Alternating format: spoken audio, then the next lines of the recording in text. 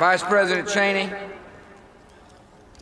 Mr. Chief Justice, President Carter, President Bush, President Clinton, members of the United States Congress, Reverend clergy, distinguished guests, fellow citizens.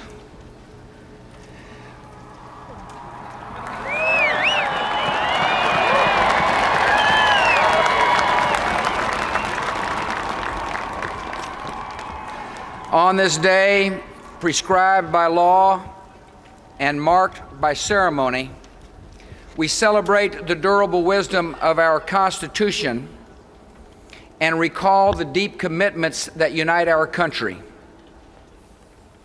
I am grateful for the honor of this hour, mindful of the consequential times in which we live, and determined to fulfill the oath that I have sworn and you have witnessed. At this second gathering, our duties are defined not by the words I use, but by the history we have seen together. For a half a century, America defended our own freedom by standing watch on distant borders. After the shipwreck of communism came years of relative quiet, years of repose, years of sabbatical. And then there came a day of fire. We have seen our vulnerability, and we have seen its deepest source.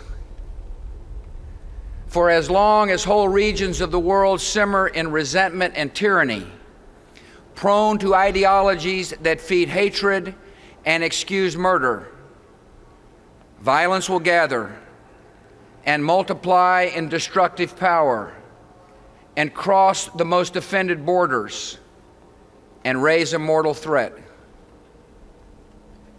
There is only one force of history that can break the reign of hatred and resentment and expose the pretensions of tyrants and reward the hopes of the decent and tolerant, and that is the force of human freedom.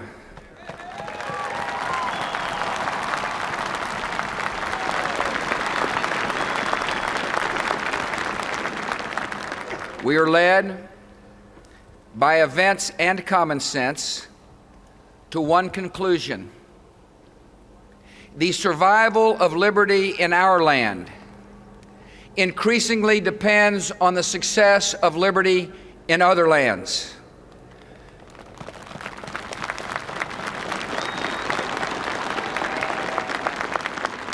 The best hope for peace in our world is the expansion of freedom in all the world.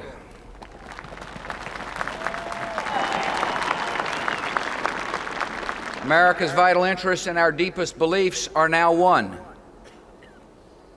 From the day of our founding, we have proclaimed that every man and woman on this earth has rights and dignity and matchless value because they bear the image of the Maker of heaven and earth.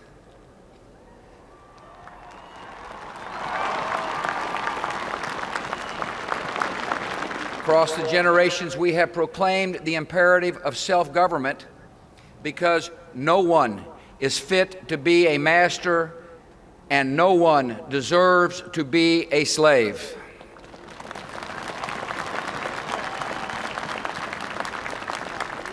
Advancing these ideals is the mission that created our nation. It is the honorable achievement of our fathers. Now it is the urgent requirement of our nation's security and the calling of our time. So it is the policy of the United States to seek and support the growth of democratic movements and institutions in every nation and culture with the ultimate goal of ending tyranny in our world.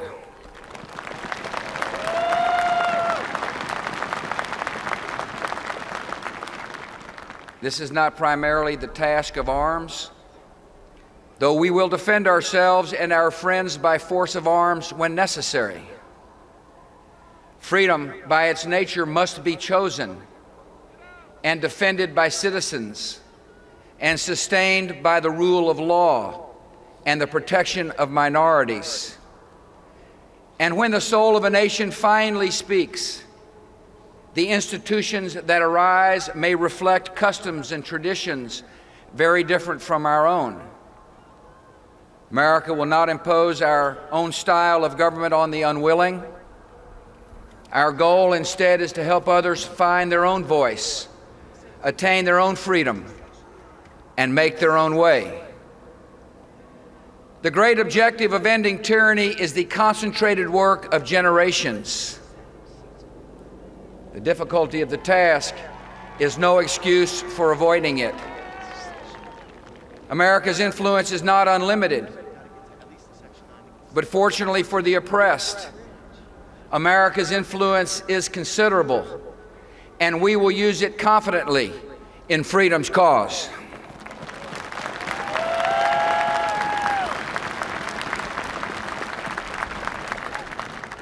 My most solemn duty is to protect this nation and its people from further attacks and emerging threats. Some have unwisely chosen to test America's resolve and have found it firm.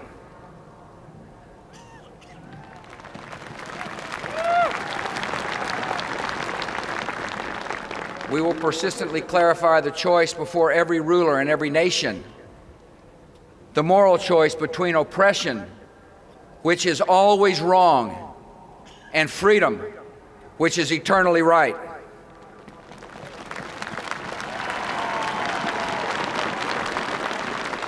America will not pretend that jailed dissidents prefer their chains, or that women welcome humiliation and servitude, or that any human being aspires to live at the mercy of bullies. We will encourage reform in other governments by making clear that success in our relations will require the decent treatment of their own people.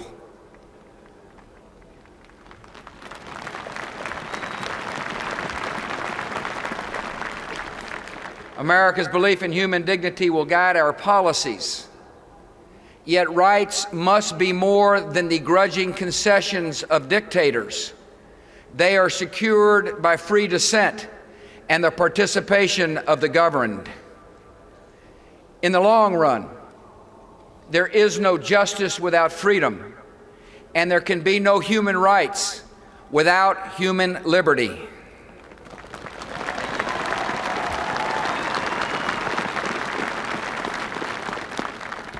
Some I know have questioned the global appeal of liberty. Though this time in history, 4 decades defined by the swiftest advance of freedom ever seen, is an odd time for doubt. Americans of all people should never be surprised by the power of our ideals. Eventually, the call of freedom comes to every mind and every soul. We do not accept the existence of permanent tyranny because we do not accept the possibility of permanent slavery.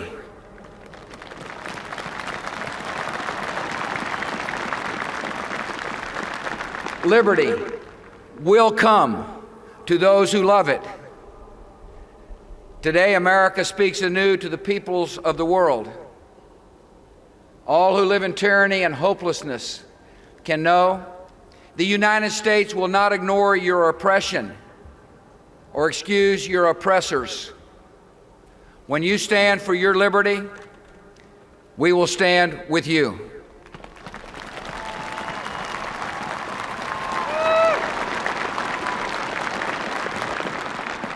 Democratic reformers facing repression, prison, or exile can know America sees you for who you are, the future leaders of your free country.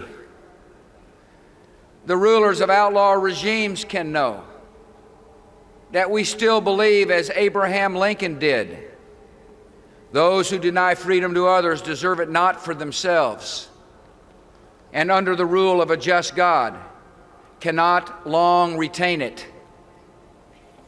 The leaders of governments with long habits of control need to know. To serve your people, you must learn to trust them.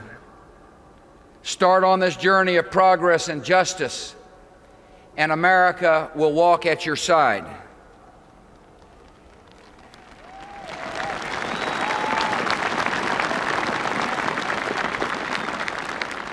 And all the allies of the United States can know. We honor your friendship, we rely on your counsel, and we depend on your help. Division among free nations is a primary goal of freedom's enemies. The concerted effort of free nations to promote democracy is a prelude to our enemies' defeat.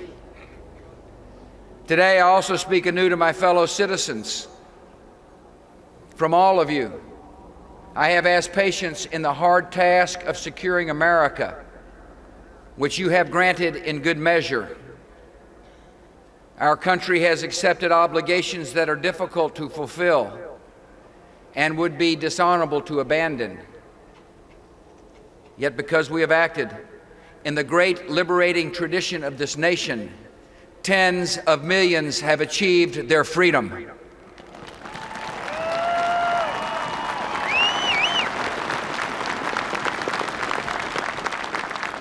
And as hope kindles hope, millions more will find it. By our efforts, we have lit a fire as well, a fire in the minds of men. It warms those who feel its power. It burns those who fight its progress. And one day, this untamed fire of freedom will reach the darkest corners of our world.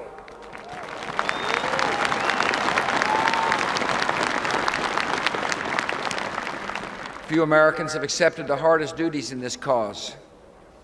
In the quiet work of intelligence and diplomacy, the idealistic work of helping raise up free governments, the dangerous and necessary work of fighting our enemies.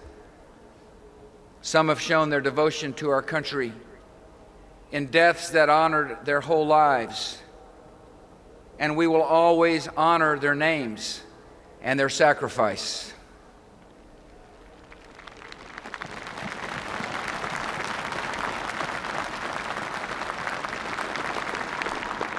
All Americans have witnessed this idealism, and some for the first time. I ask our youngest citizens to believe the evidence of your eyes. You have seen duty and allegiance in the determined faces of our soldiers.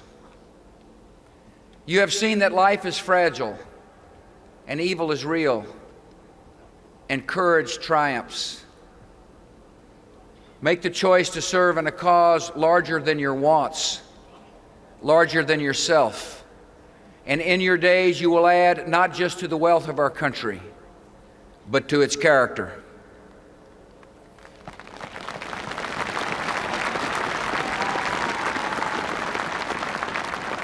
America has need of idealism and courage because we have essential work at home, the unfinished work of American freedom. In a world moving toward liberty, we are determined to show the meaning and promise of liberty. In America's ideal of freedom, citizens find the dignity and security of economic independence instead of laboring on the edge of subsistence. This is the broader definition of liberty that motivated the Homestead Act, the Social Security Act, and the GI Bill of Rights. And now we will extend this vision by reforming great institutions to serve the needs of our time. To give every American a stake in the promise and future of our country, we will bring the highest standards to our schools and build an ownership society.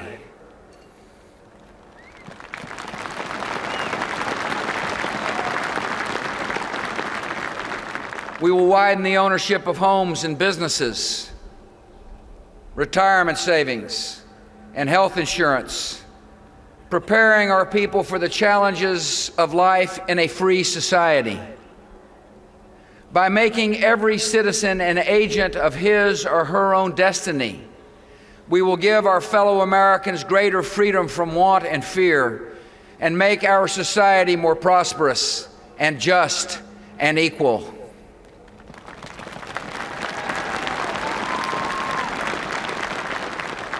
In America's ideal of freedom, the public interest depends on private character, on integrity, and tolerance toward others, and the rule of conscience in our own lives.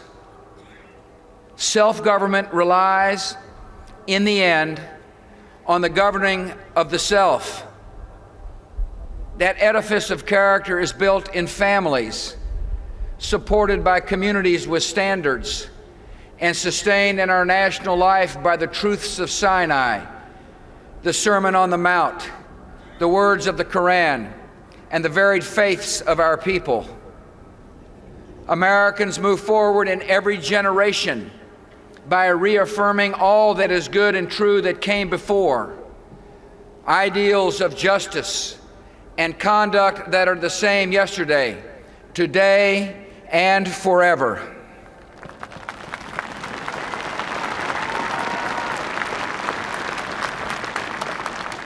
In America's ideal of freedom, the exercise of rights is ennobled by service and mercy and a heart for the weak. Liberty for all does not mean independence from one another.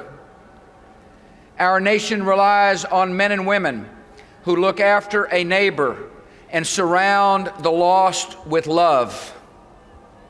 Americans at our best value the life we see in one another and must always remember that even the unwanted have worth.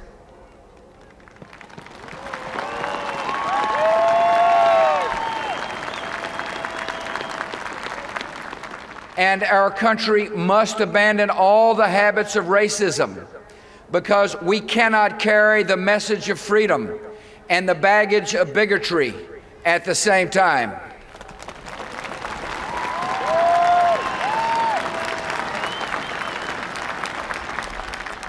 From the perspective of a single day, including this day of dedication, the issues and questions before our country are many.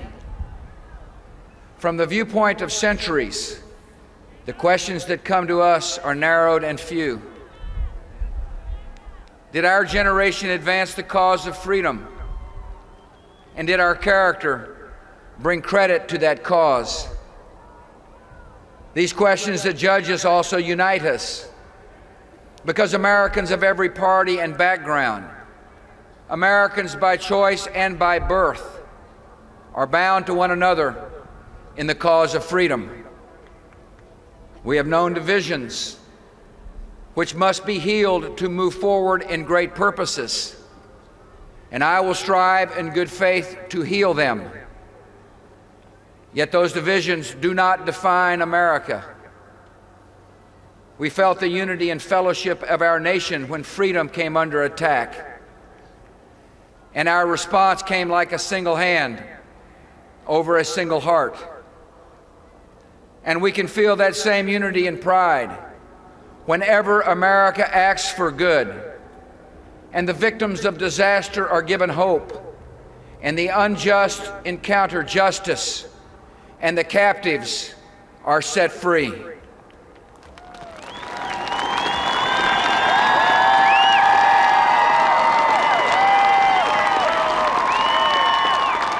We go forward with complete confidence in the eventual triumph of freedom, not because history runs on the wheels of inevitability.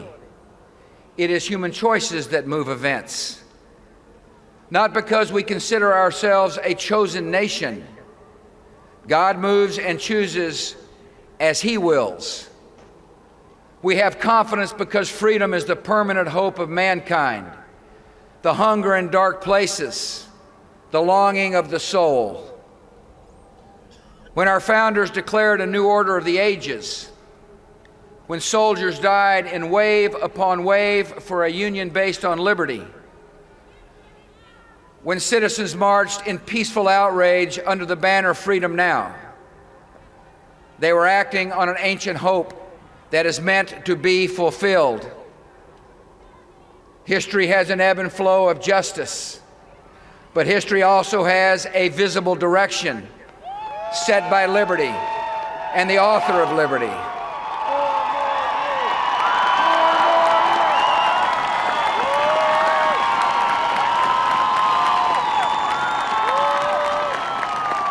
When the Declaration of Independence was first read in public and the Liberty Bell was sounded in celebration, a witness said it rang as if it meant something.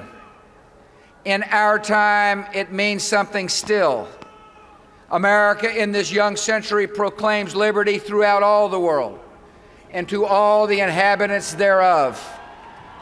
Renewed in our strength, tested but not weary, we are ready for the greatest achievements in the history of freedom. May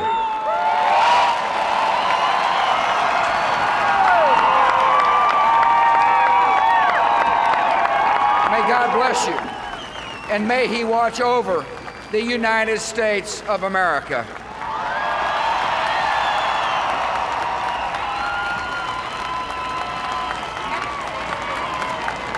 President George W. Bush, having been sworn in for his second term, has now delivered his second inaugural address. Thank you.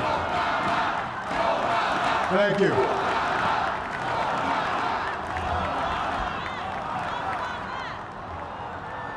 My fellow citizens,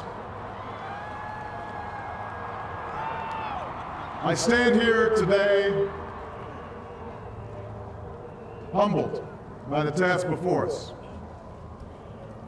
grateful for the trust you've bestowed, mindful of the sacrifices borne by our ancestors. I thank President Bush for his service to our nation.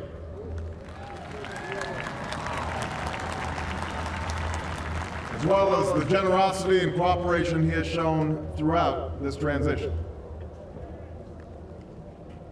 44 Americans have now taken the presidential oath. The words have been spoken during rising tides of prosperity and the still waters of peace. Yet, every so often, the oath is taken amidst gathering clouds and raging storms. At these moments, America has carried on not simply because of the skill or vision of those in high office, but because we, the people, have remained faithful to the ideals of our forebears and true to our founding documents.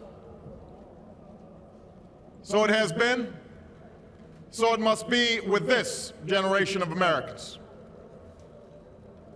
That we are in the midst of crisis is now well understood. Our nation is at war against a far-reaching network of violence and hatred.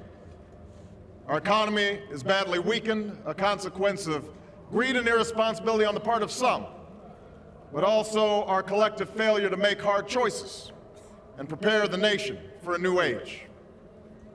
Homes have been lost, jobs shed, businesses shuttered. Our health care is too costly, our schools fail too many, and each day brings further evidence that the ways we use energy strengthen our adversaries and threaten our planet. These are the indicators of crisis, subject to data and statistics. Less measurable, but no less profound, is a sapping of confidence across our land. A nagging fear that America's decline is inevitable, that the next generation must lower its sights. Today, I say to you that the challenges we face are real. They are serious and they are many. They will not be met easily or in a short span of time. But know this, America, they will be met.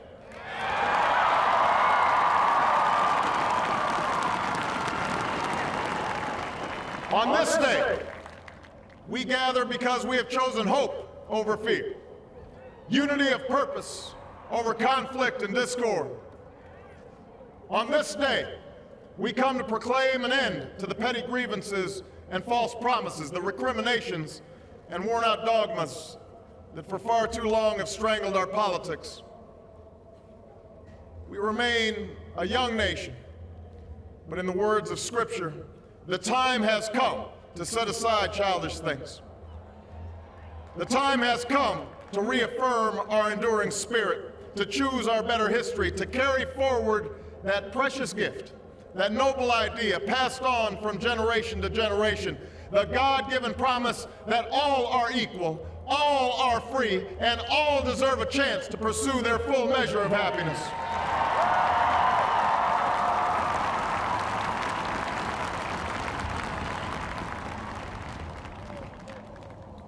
In reaffirming the greatness of our nation, we understand that greatness is never a given. It must be earned.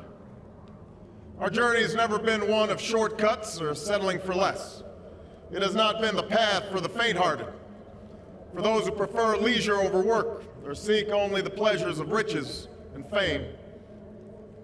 Rather, it has been the risk-takers, the doers, the makers of things, some celebrated, but more often men and women obscure in their labor, who have carried us up the long, rugged path towards prosperity and freedom. For us, they packed up their few worldly possessions and traveled across oceans in search of a new life. For us, they toiled in sweatshops and settled the West, endured the lash of the whip, and plowed the hard earth. For us, they fought and died in places like Concord and Gettysburg, Normandy, and Quai San. Time and again, these men and women struggled and sacrificed and worked till their hands were raw so that we might live a better life. They saw America as bigger than the sum of our individual ambitions, greater than all the differences of birth or wealth or faction. This is the journey we continue today. We remain the most prosperous, powerful nation on earth. Our workers are no less productive than when this crisis began. Our minds are no less inventive, our goods and services no less needed than they were last week or last month or last year. Our capacity remains undiminished. But our time of standing pat, of protecting narrow interests and putting off unpleasant decisions, that time has surely passed. Starting today, we must pick ourselves up, dust ourselves off, and begin again the work of remaking America.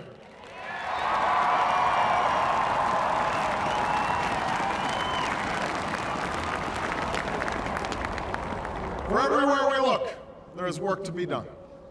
The state of our economy calls for action, bold and swift, and we will act, not only to create new jobs, but to lay a new foundation for growth.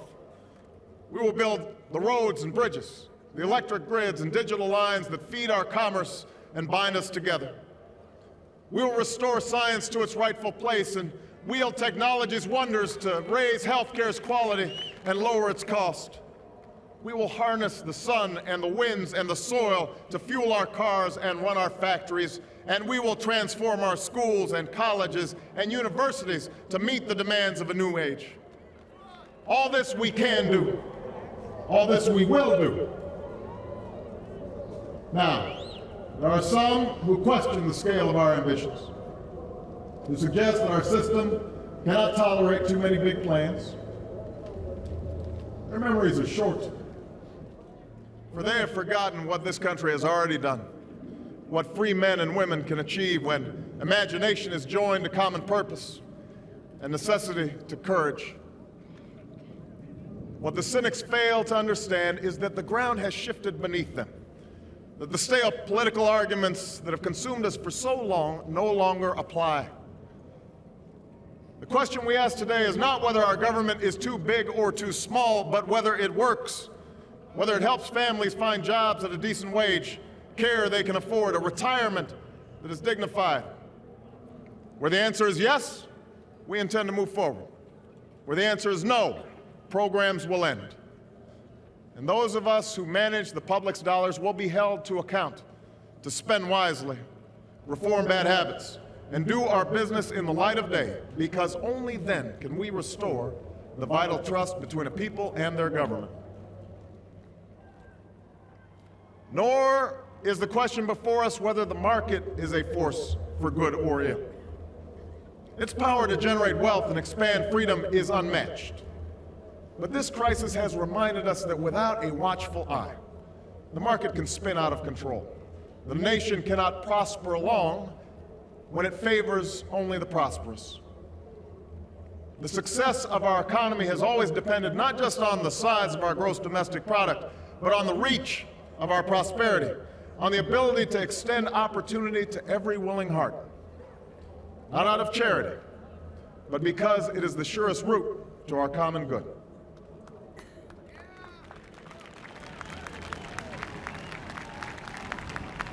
As for our common defense, we reject as false the choice between our safety and our ideals. Our founding fathers, faced with perils that we can scarcely imagine, drafted a charter to assure the rule of law and the rights of man, a charter expanded by the blood of generations. Those ideals still light the world, and we will not give them up for expedience' sake. And so, to all the other peoples and governments who are watching today, from the grandest capitals to the small village where my father was born, know that America is a friend of each nation and every man, woman, and child who seeks a future of peace and dignity, and we are ready to lead once more.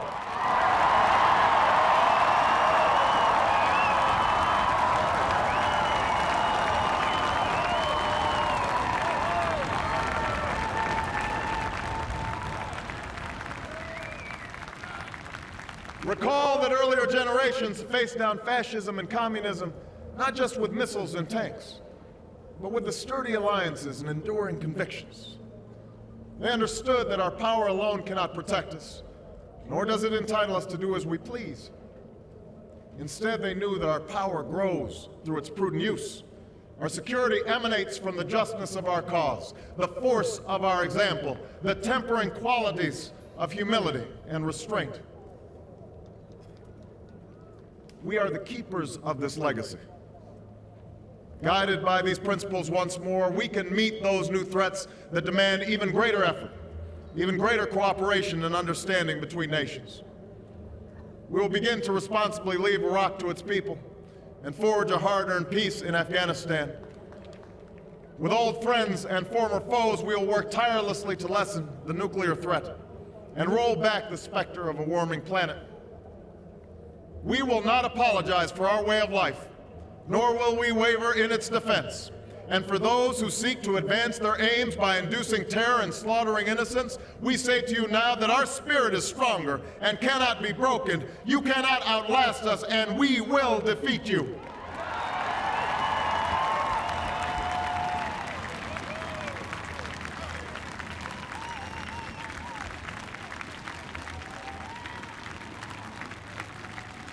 For we know that our patchwork heritage is a strength, not a weakness. We are a nation of Christians and Muslims, Jews and Hindus, and non-believers.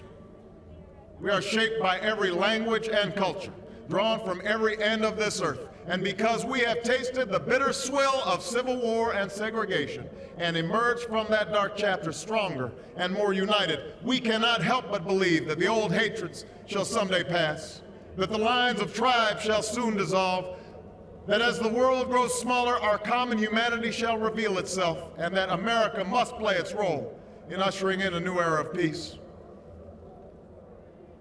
To the Muslim world, we seek a new way forward, based on mutual interest and mutual respect.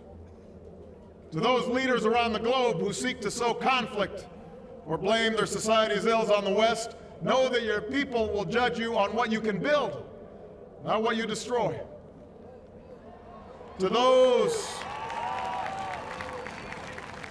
who cling to power through corruption and deceit and the silencing of dissent, know that you are on the wrong side of history, but that we will extend a hand if you are willing to unclench your fist. To the people of poor nations, we pledge to work alongside you to make your farms flourish and let clean waters flow, to nourish starved bodies and feed hungry minds. And to those nations like ours that enjoy relative plenty, we say we can no longer afford indifference to the suffering outside our borders, nor can we consume the world's resources without regard to effect. For the world has changed, and we must change with it. As we consider the road that unfolds before us, we remember with humble gratitude those brave Americans who, at this very hour, patrol far-off deserts and distant mountains. They have something to tell us, just as the fallen heroes who lie in Arlington whisper through the ages. We honor them not only because they are the guardians of our liberty, but because they embody the spirit of service, a willingness to find meaning in something greater than themselves. And yet, at this moment, a moment that will define a generation, it is precisely this spirit that must inhabit us all. For as much as government can do and must do, it is ultimately the faith and determination of the American people upon which this nation relies. It is the kindness to take in a stranger when the levees break, the selflessness of workers who would rather cut their hours than see a friend lose their job, which sees us through our darkest hours. It is the firefighter's courage to storm a stairway filled with smoke, but also a parent's willingness to nurture a child that finally decides our fate. Our challenges may be new. The instruments with which we meet them may be new. But those values upon which our success depends, honesty and hard work, courage and fair play, tolerance and curiosity, loyalty and patriotism, these things are old. These things are true. They have been the quiet force of progress throughout our history. What is demanded then is a return to these truths. What is required of us now is a new era of responsibility, a recognition on the part of every American that we have duties to ourselves, our nation, and the world. Duties that we do not grudgingly accept, but rather seize gladly, firm in the knowledge that there is nothing so satisfying to the spirit, so defining of our character, than giving our all to a difficult task. This is the price and the promise of citizenship. This is the source of our confidence, the knowledge that God calls on us to shape an uncertain destiny. This is the meaning of our liberty and our creed, why men and women and children of every race and every faith can join in celebration across this magnificent mall, and why a man whose father less than 60 years ago might not have been served at a local restaurant can now stand before you to take a most sacred oath.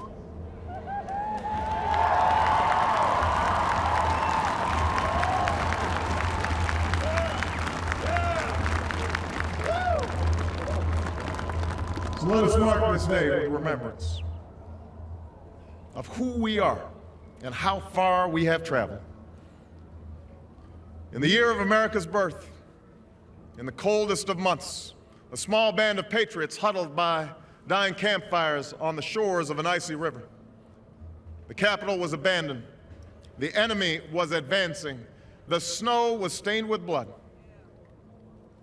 At a moment when the outcome of our revolution was most in doubt, the father of our nation ordered these words be read to the people.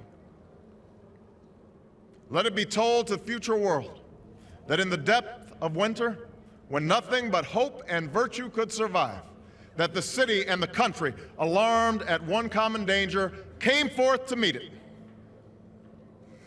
America, in the face of our common dangers, in this winter of our hardship, let us remember these timeless words. With hope and virtue, let us brave once more the icy currents and endure what storms may come. Let it be said by our children's children that when we were tested, we refused to let this journey end, that we did not turn back nor did we falter, and with eyes fixed on the horizon and God's grace upon us, we carried forth that great gift of freedom and delivered it safely to future generations. Thank you. God bless you. And God bless the United States of America.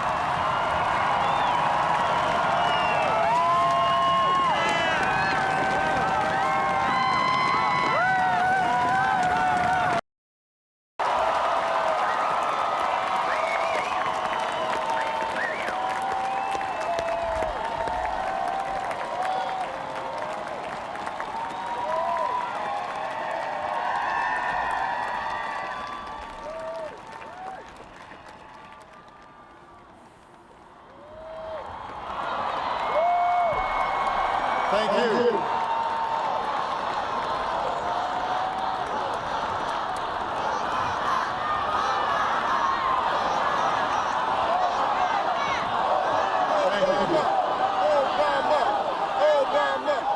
Thank you so much. Vice President Biden, Mr. Chief Justice, members of the United States Congress, distinguished guests, and fellow citizens. Each time we gather to inaugurate a president, we bear witness to the enduring strength of our Constitution. We affirm the promise of our democracy. We recall that what binds this nation together is not the colors of our skin or the tenets of our faith or the origins of our names. What makes us exceptional, what makes us American, is our allegiance to an idea articulated in a declaration made more than 2 centuries ago. We hold these truths to be self-evident, that all men are created equal,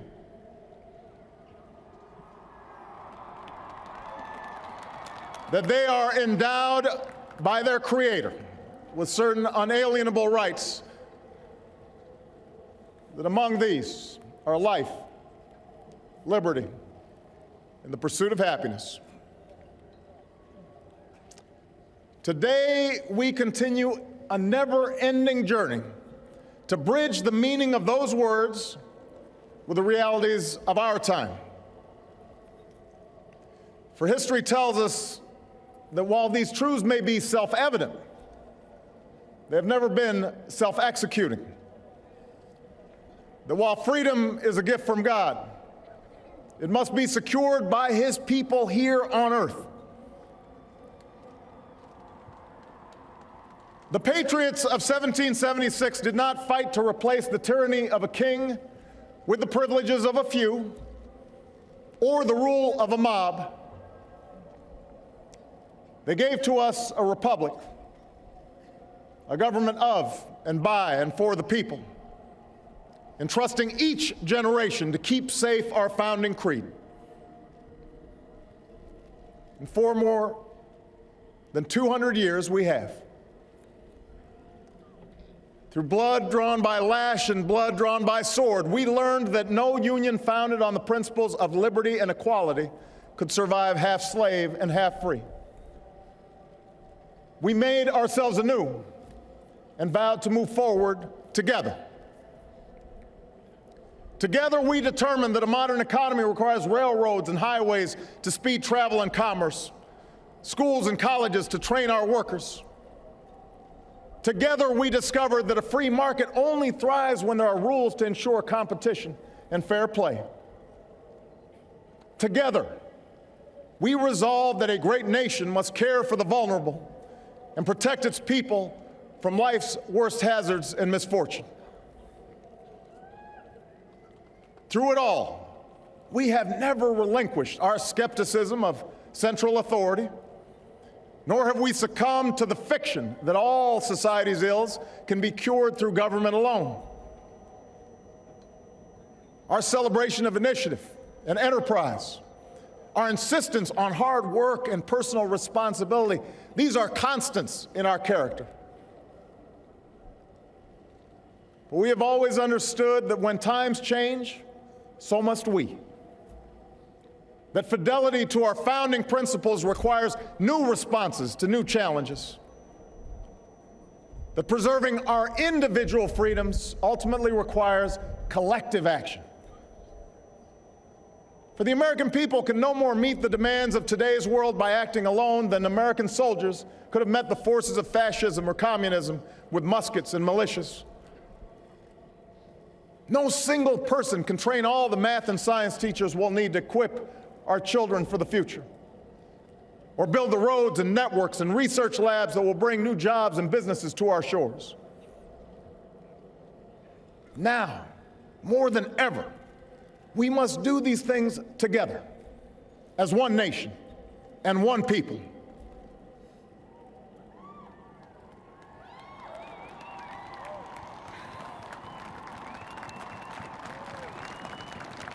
This generation of Americans has been tested by crises that steeled our resolve and proved our resilience. A decade of war is now ending.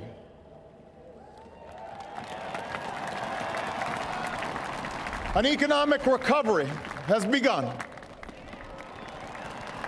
America's possibilities are limitless, for we possess all the qualities that this world without boundaries demands: youth and drive, diversity and openness, an endless capacity for risk, and a gift for reinvention. My fellow Americans, we are made for this moment, and we will seize it so long as we seize it together.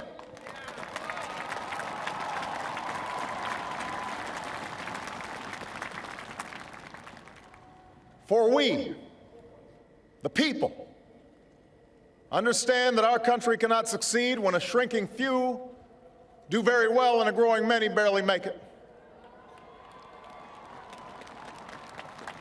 We believe that America's prosperity must rest upon the broad shoulders of a rising middle class. We know that America thrives when every person can find independence and pride in their work, when the wages of honest labor liberate families from the brink of hardship. We are true to our creed when a little girl born into the bleakest poverty knows that she has the same chance to succeed as anybody else because she is an American, she is free, and she is equal not just in the eyes of God, but also in our own.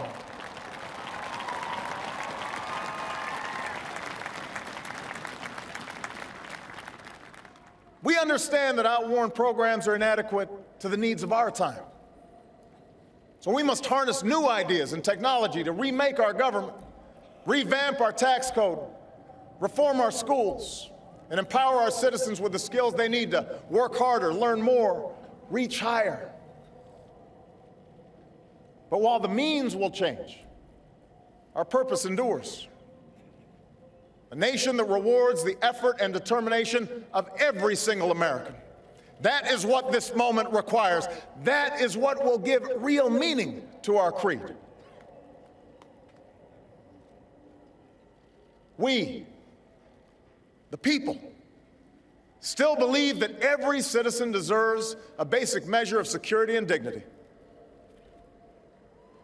We must make the hard choices to reduce the cost of health care and the size of our deficit. But we reject the belief that America must choose between caring for the generation that built this country and investing in the generation that will build its future.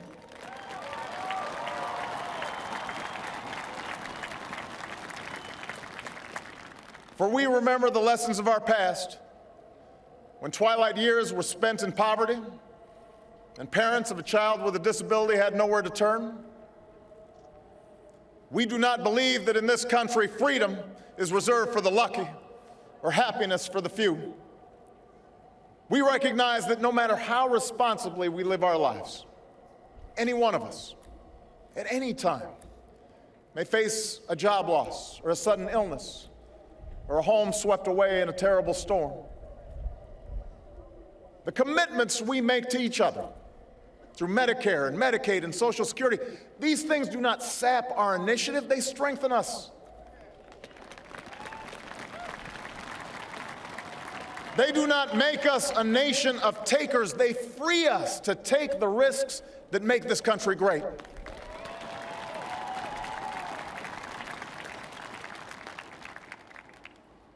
We, the people, still believe that our obligations as Americans are not just to ourselves, but to all posterity. We will respond to the threat of climate change, knowing that the failure to do so would betray our children and future generations.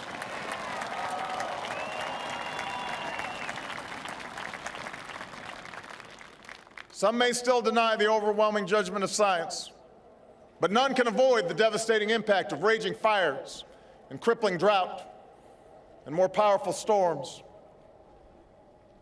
The path towards sustainable energy sources will be long and sometimes difficult.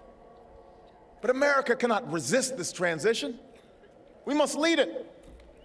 We cannot cede to other nations the technology that will power new jobs and new industries. We must claim its promise.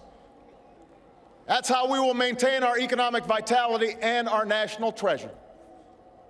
Our forests and waterways, our croplands and snow-capped peaks.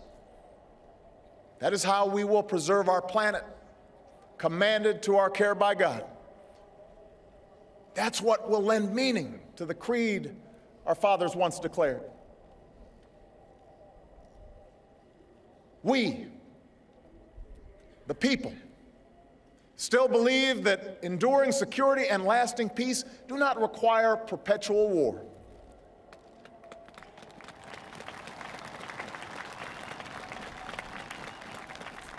Our brave men and women in uniform, tempered by the flames of battle, are unmatched in skill and courage.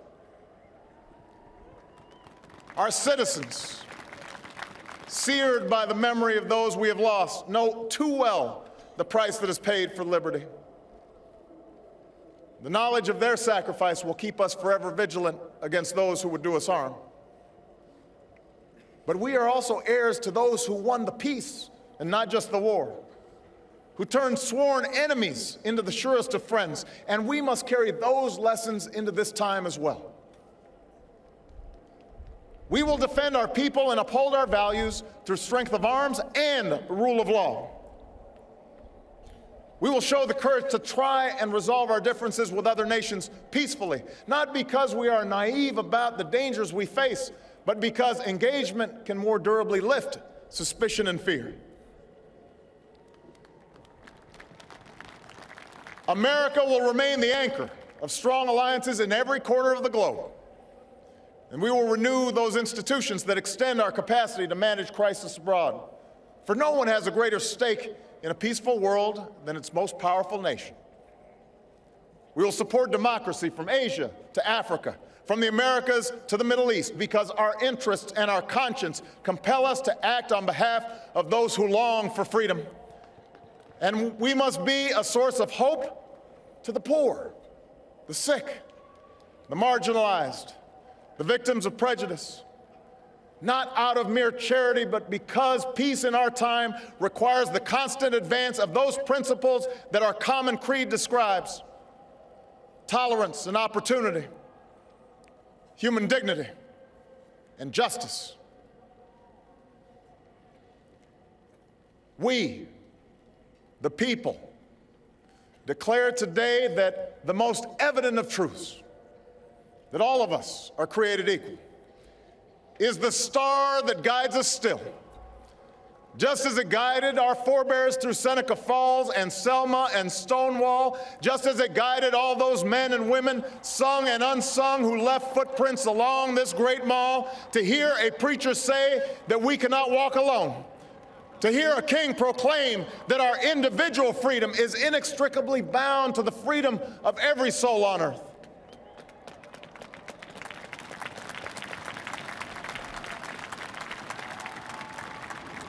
It is now our generation's task to carry on what those pioneers began. For our journey is not complete until our wives, our mothers, and daughters can earn a living equal to their efforts.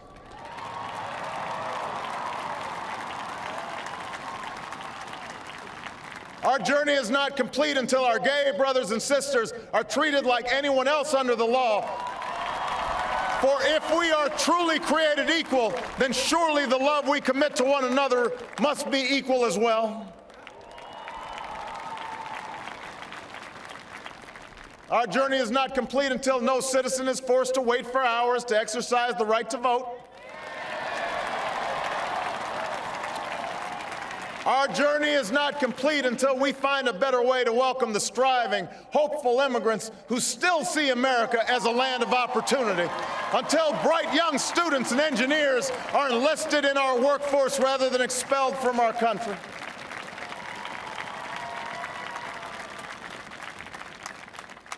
Our journey is not complete until all our children, from the streets of Detroit to the hills of Appalachia to the quiet lanes of Newtown, know that they are cared for and cherished and always safe from harm.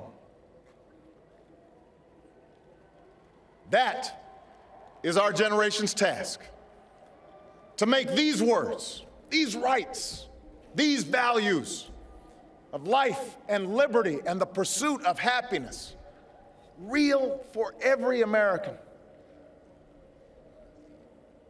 Being true to our founding documents does not require us to agree on every contour of life. It does not mean we all define liberty in exactly the same way or follow the same precise path to happiness. Progress does not compel us to settle centuries-long debates about the role of government for all time, but it does require us to act in our time.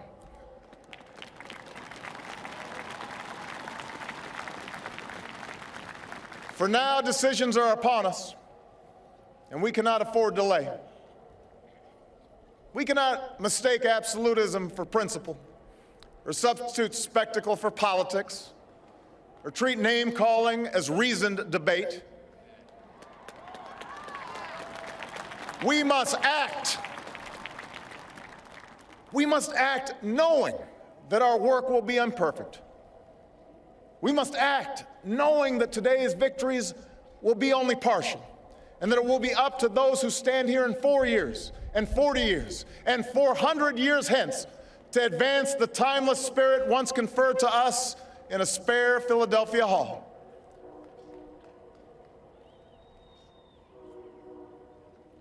My fellow Americans, the oath I have sworn before you today, like the one recited by others who serve in this Capitol, was an oath to God and country, not party or faction.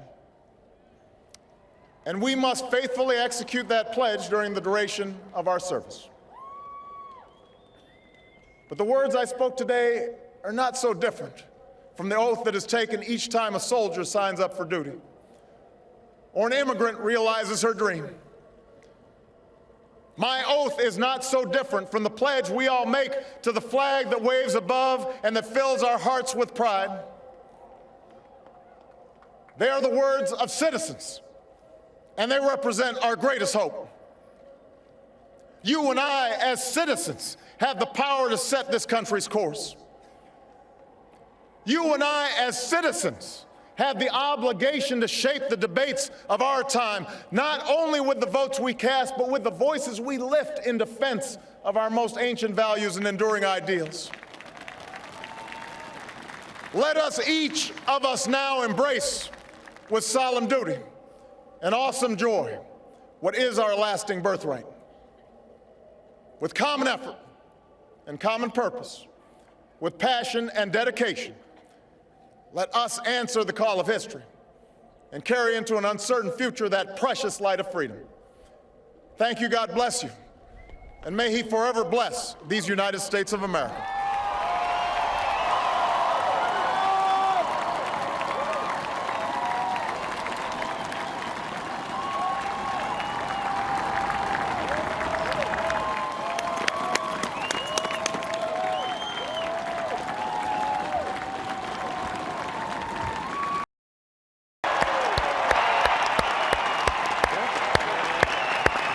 Did I get that one right, Tony?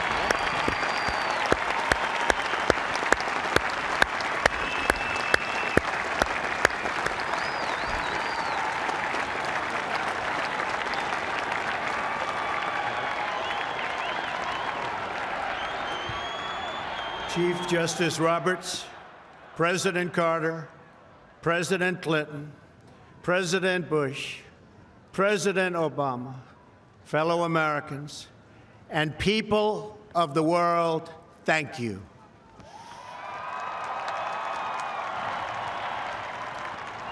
We, the citizens of America, are now joined in a great national effort to rebuild our country and restore its promise for all of our people.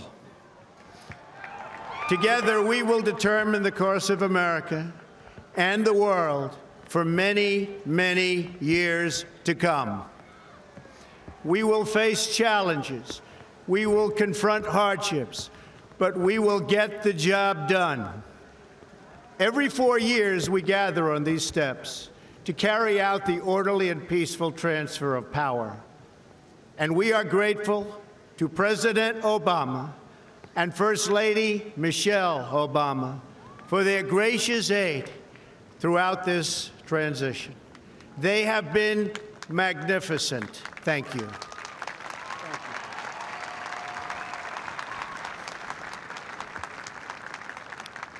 Today's ceremony, however, has very special meaning because today we are not merely transferring power from one administration to another or from one party to another, but we are transferring power from Washington, D.C., and giving it back to you, the people.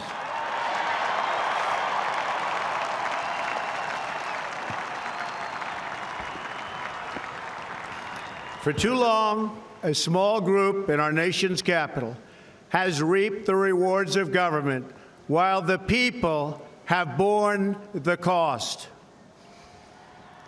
Washington flourished, but the people did not share in its wealth.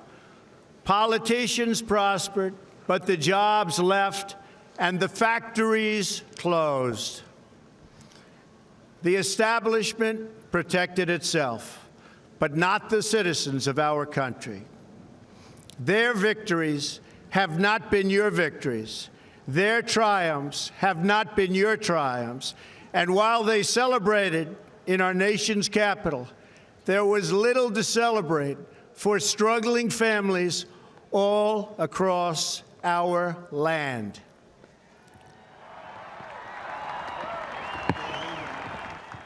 That all changes starting right here and right now, because this moment is your moment. It belongs to you.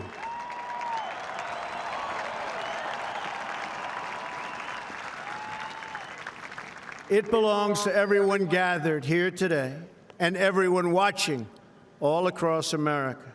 This is your day. This is your celebration. And this, the United States of America, is your country.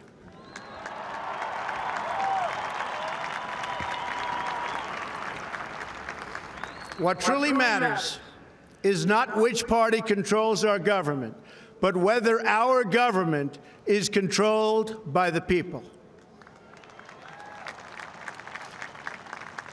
January 20th, 2017 will be remembered as the day the people became the rulers of this nation again.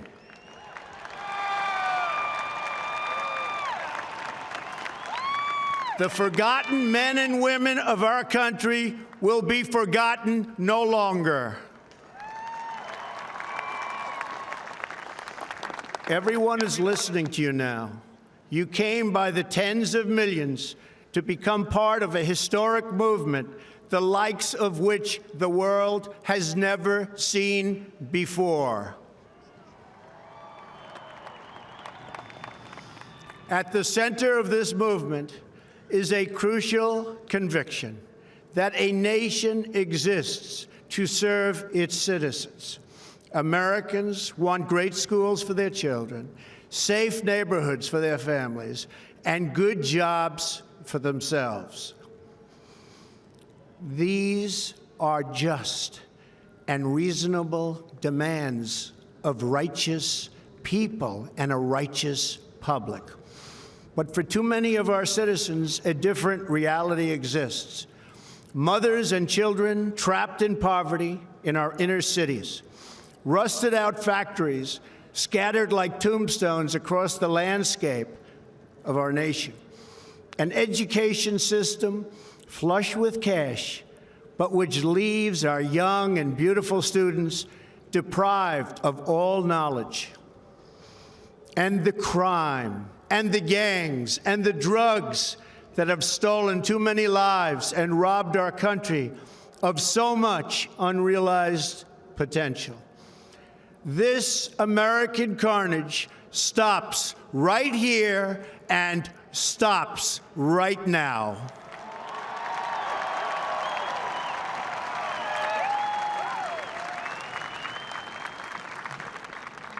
We are one nation, and their pain is our pain. Their dreams are our dreams, and their success will be our success. We share one heart, one home, and one glorious destiny. The oath of office I take today is an oath of allegiance to all Americans.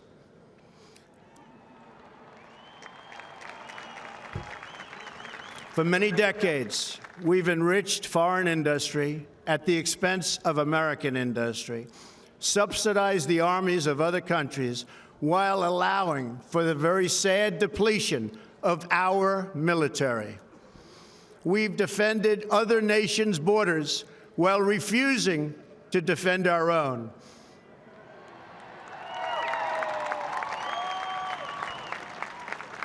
And spent trillions and trillions of dollars overseas while America's infrastructure has fallen into disrepair and decay. We've made other countries rich while the wealth, strength, and confidence of our country has dissipated over the horizon. One by one, the factories shuttered and left our shores, with not even a thought about the millions and millions of American workers that were left behind. The wealth of our middle class has been ripped from their homes and then redistributed all across the world. But that is the past, and now we are looking only to the future.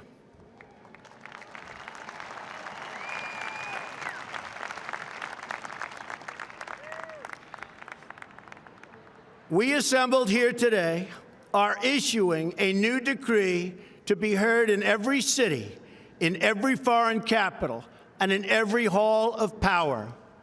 From this day forward, a new vision will govern our land. From this day forward, it's going to be only America first. America first.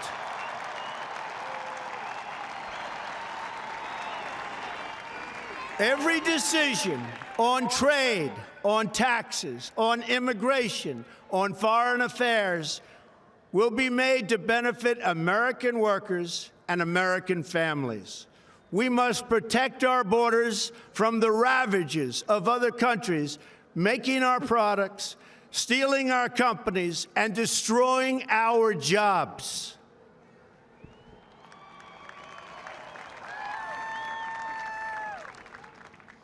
Protection will lead to great prosperity and strength. I will fight for you with every breath in my body, and I will never, ever let you down.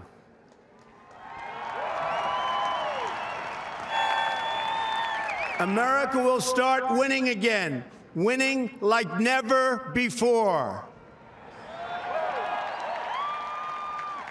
We will bring back our jobs. We will bring back our borders. We will bring back our wealth. And we will bring back our dreams.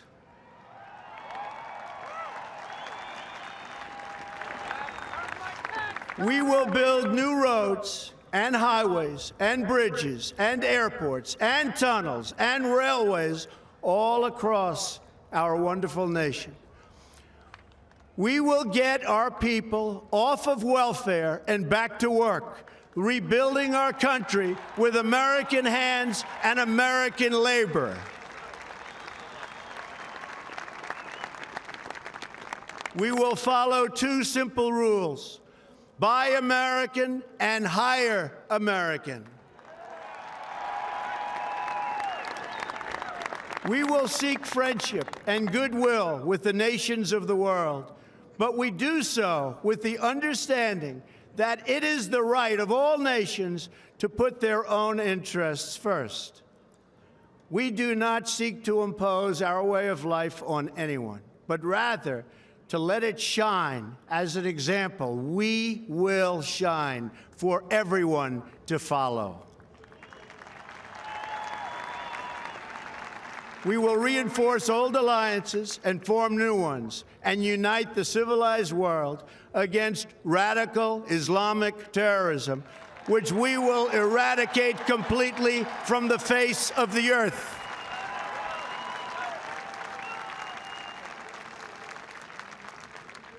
At the bedrock of our politics will be a total allegiance to the United States of America.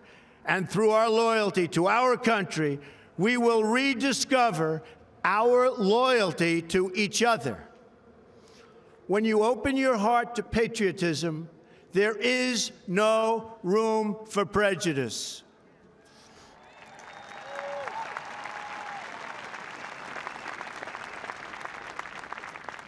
The Bible tells us how good and pleasant it is when God's people live together in unity. We must speak our minds openly, debate our disagreements honestly, but always pursue solidarity. When America is united, America is totally unstoppable.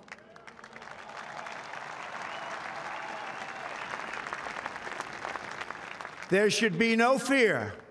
We are protected, and we will always be protected. We will be protected by the great men and women of our military and law enforcement. And most importantly, we will be protected by God.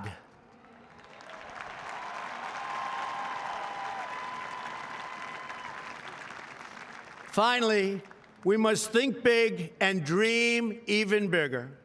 In America, we understand that a nation is only living as long as it is striving.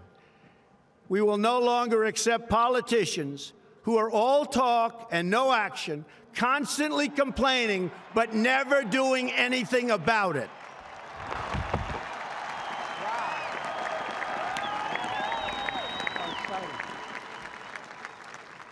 The time for empty talk is over. Now arrives the hour of action.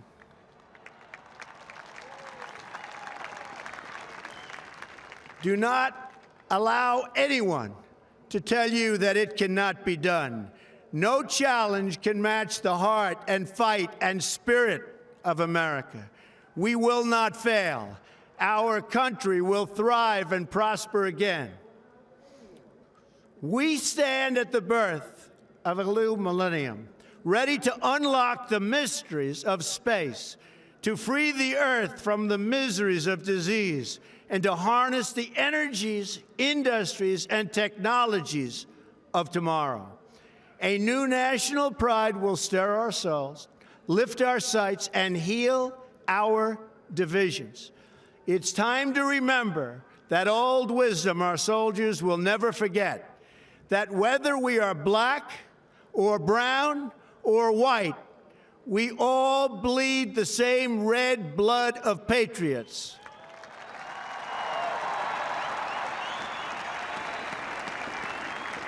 We all enjoy the same glorious freedoms, and we all salute the same great American flag.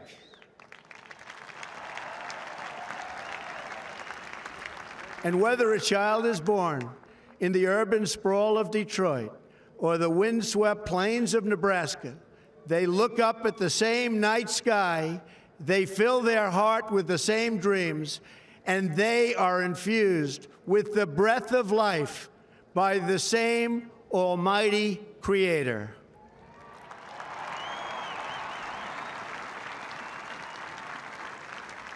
So to all Americans in every city, near and far, small and large, from mountain to mountain, from ocean to ocean, hear these words: you will never be ignored again.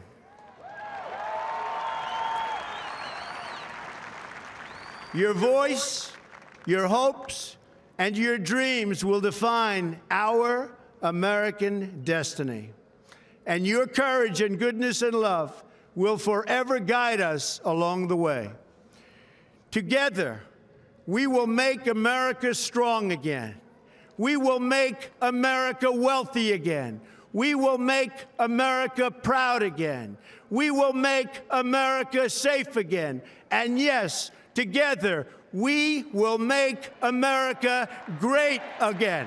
Thank you, God bless you, and God bless America. Thank you. God bless America.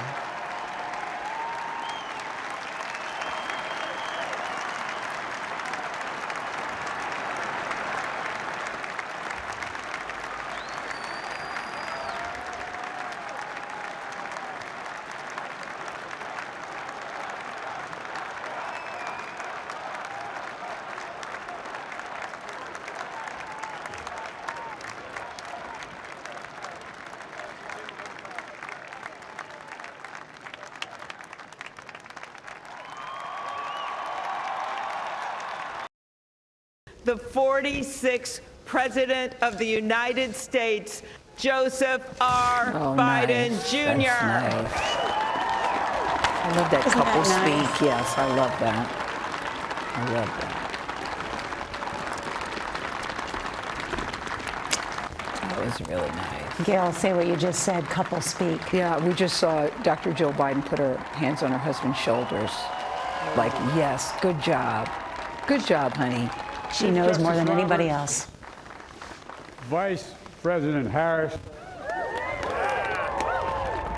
Speaker Pelosi, Leader Schumer, Leader McConnell, Vice President Pence, and my distinguished guests, my fellow Americans. This is America's day. This is democracy's day, a day of history and hope, of renewal and resolve. Through a crucible for the ages, America has been tested anew, and America has risen to the challenge. Today, we celebrate the triumph not of a candidate, but of a cause, the cause of democracy. The people, the will of the people has been heard, and the will of the people has been heeded. We've learned again that democracy is precious. Democracy is fragile. And at this hour, my friends, democracy has prevailed.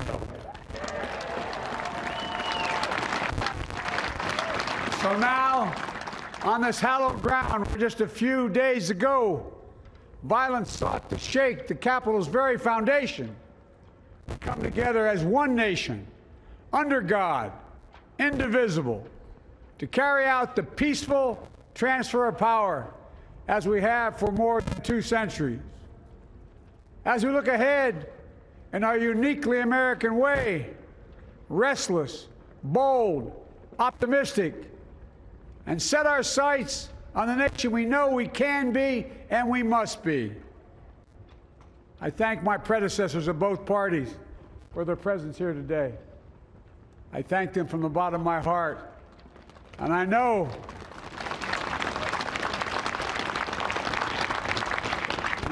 the resilience of our Constitution and the strength of our nation, as does President Carter, who I spoke with last night, who cannot be with us today, but whom we salute for his lifetime in service.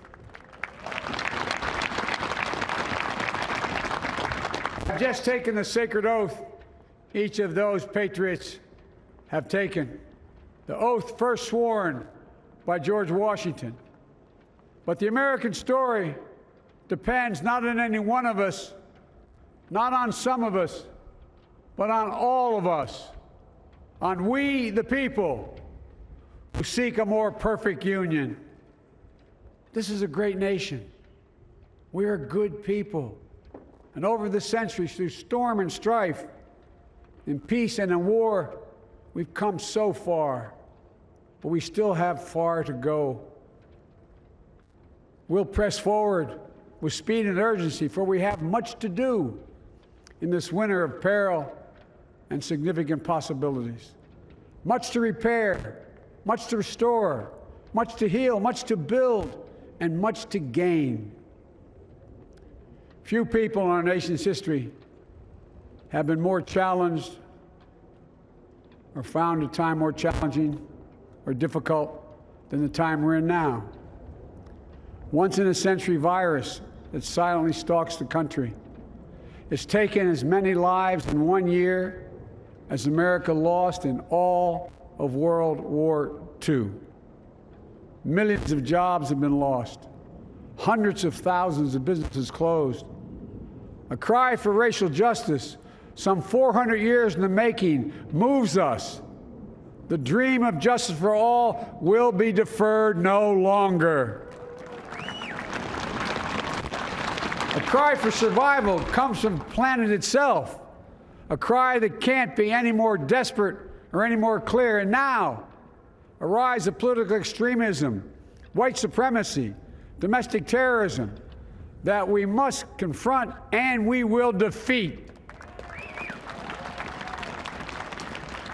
To overcome these challenges, to restore the soul and secure the future of America, requires so much more than words. It requires the most elusive of all things in a democracy: unity. Unity. In another January, on New Year's Day in 1863, Abraham Lincoln signed the Emancipation Proclamation.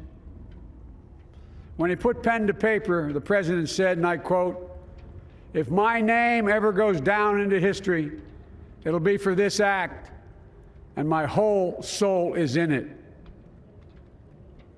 My whole soul is in it. Today, on this January day, my whole soul is in this, bringing America together, uniting our people, uniting our nation. And I ask every American to join me in this cause.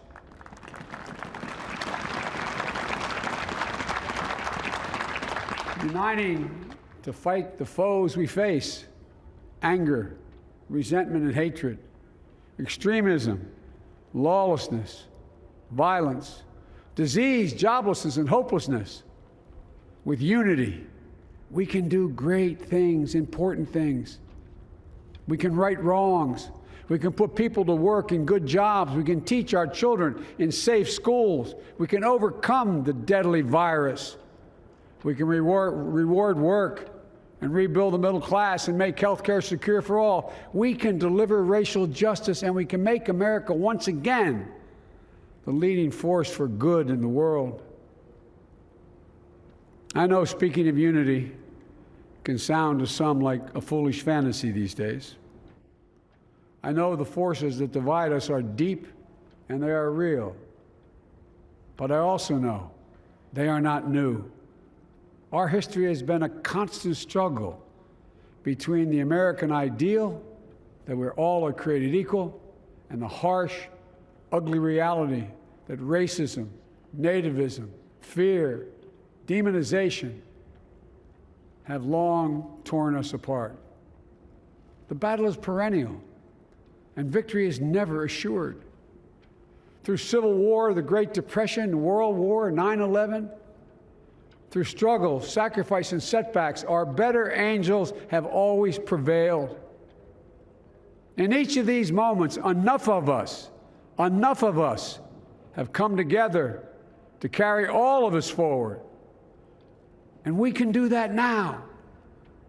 History, faith, and reason show the way of unity. We can see each other not as adversaries, but as neighbors. We can treat each other with dignity and respect. We can join forces, stop the shouting, and lower the temperature. For without unity, there is no peace, only bitterness and fury.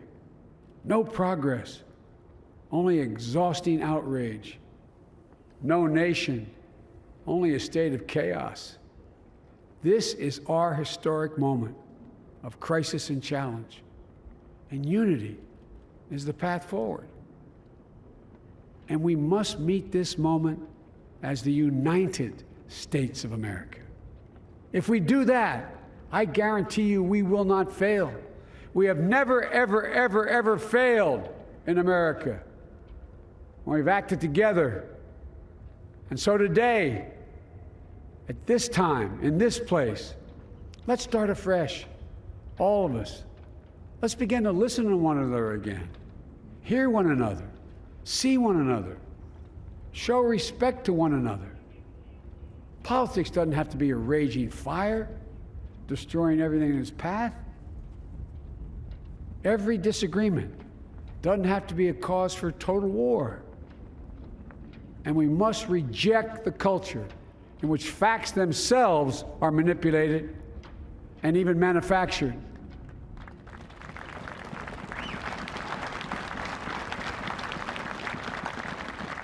My fellow Americans, we have to be different than this.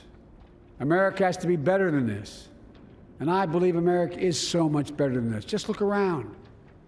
Here we stand in the shadow of the Capitol Dome, as was mentioned earlier, completed amid the Civil War, when the Union itself was literally hanging in the balance. Yet we endured. We prevailed. Here we stand, looking out on the great mall where Dr. King spoke of his dream. Here we stand where 108 years ago, at another inaugural, thousands of protesters tried to block brave women marching for the right to vote. And today, we mark the swearing in of the first woman in American history elected to national office, Vice President Kamala Harris. Don't tell me things can't change. Here we stand across the Potomac from Arlington Cemetery, where heroes who gave the last full measure of devotion rest in eternal peace. And here we stand, just days after a riotous mob thought they could use violence to silence the will of the people, to stop the work of our democracy, to drive us from this sacred ground. It did not happen. It will never happen. Not today, not tomorrow, not ever. Not ever.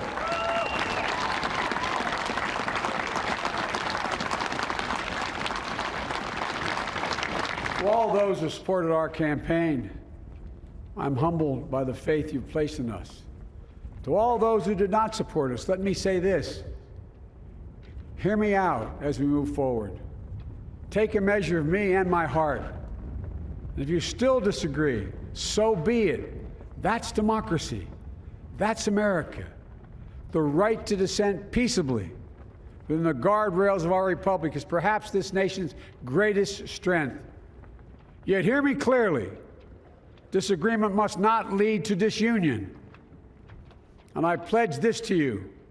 I will be a president for all Americans. All Americans. And I promise you, I will fight as hard for those who did not support me as for those who did.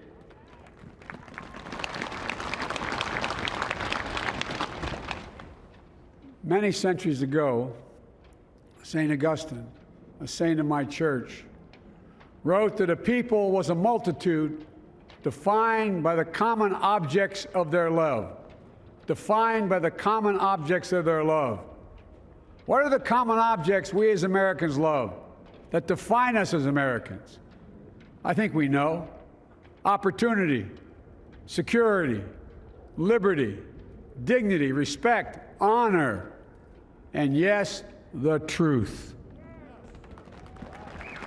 Recent weeks and months have taught us a painful lesson. There is truth and there are lies. Lies told for power and for profit. And each of us has a duty and a responsibility as citizens, as Americans, and especially as leaders who have pledged to honor our Constitution and protect our nation, to defend the truth and defeat the lies. Look, I understand that many of my fellow Americans view the future with fear and trepidation. I understand they worry about their jobs. I understand, like my dad, they lay at bed at night, staring at the ceiling, wondering, can I keep my health care?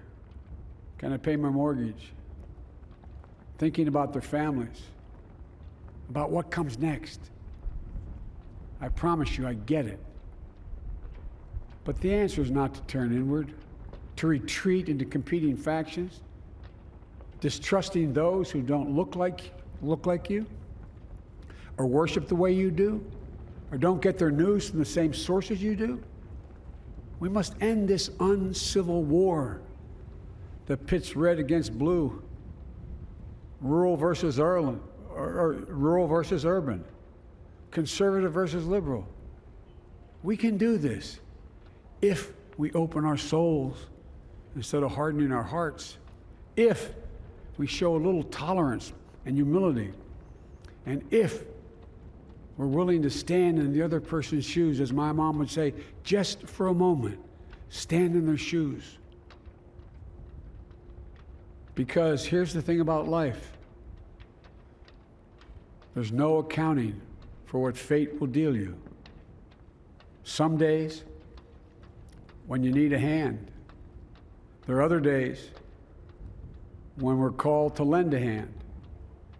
That's how it has to be. That's what we do for one another. And if we are this way, our country will be stronger, more prosperous, more ready for the future. And we can still disagree. My fellow Americans, in the work ahead of us, we're going to need each other. We need all our strength to persevere through this dark winter. We're entering what may be the toughest and deadliest period of the virus. We must set aside politics and finally face this pandemic as one nation. One nation. And I promise you this, as the Bible says, weeping may endure for a night, but joy cometh in the morning. We will get through this together. Together. Look, folks, all my colleagues I serve with in the House and the Senate up here, we all understand the world is watching all of us today. So here's my message to those beyond our borders. America has been tested, and we've come out stronger for it. We will repair our alliances and engage with the world once again, not to meet yesterday's challenges, but today's and tomorrow's challenges. And we'll lead not merely by the example of our power, but by the power of our example.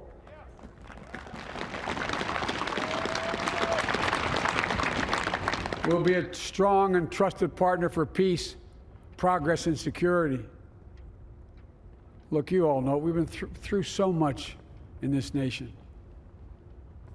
And my first act as president, I'd like to ask you to join me in a moment of silent prayer.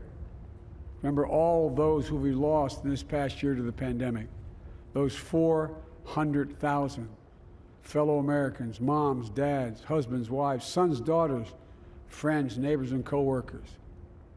We'll honor them by becoming the people and the nation we know we can and should be. So I ask you, let's say a silent prayer for those who've lost their lives and those left behind, and for our country.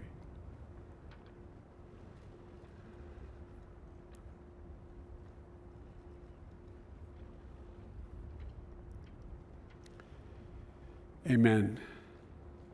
Folks, this is a time of testing.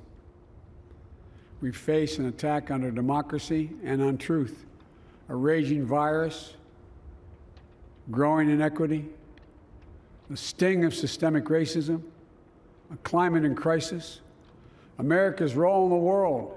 Any one of these would be enough to challenge us in profound ways. But the fact is, we face them all at once, presenting this nation with one of the gravest responsibilities we've had. Now we're going to be tested. Are we going to step up, all of us? It's time for boldness, for there's so much to do. And this is certain. I promise you, we will be judged, you and I, by how we resolve these cascading crises of our era. We will rise to the occasion is the question. Will we master this rare and difficult hour? Will we meet our obligations and pass along a new and better world to our children? I believe we must. I'm sure you do as well. I believe we will. And when we do, we'll write the next great chapter in the history of the United States of America, the American story. A story that might sound something like a song that means a lot to me. It's called American Anthem. There's one verse that stands out, at least for me, and it goes like this. The work and prayers of century have brought us to this day. What shall be our legacy? What will our children say? Let me know in my heart when my days are through. America, America, I gave my best to you. Let's us add our own work and prayers to the unfolding story of our great nation. If we do this, then when our days are through, our children and our children's children will say of us, they gave their best, they did their duty, they healed a broken land. My fellow Americans, I close the day where I began, with the sacred oath. Before God and all of you, I give you my word. I will always level with you. I will defend the Constitution. I'll defend our democracy. I'll defend America. And I'll give all of you, keep everything I do in your service, thinking not of power, but of possibilities, not of personal interest, but the public good. And together, we shall write an American story of hope, not fear, of unity, not division, of light, not darkness, a story of decency and dignity, love and healing, greatness and goodness. May this be the story that guides us, the story that inspires us, and the story that tells ages yet to come that we answered the call of history. We met the moment. Democracy and hope, truth and justice did not die on our watch but thrived. That America secured liberty at home and stood once again as a beacon to the world. That is what we owe our forebears, one another, and generation to follow. So, with purpose and resolve, we turn to those tasks of our time, sustained by faith, driven by conviction, and devoted to one another and the country we love with all our hearts. May God bless America, and may God protect our troops. Thank you, America.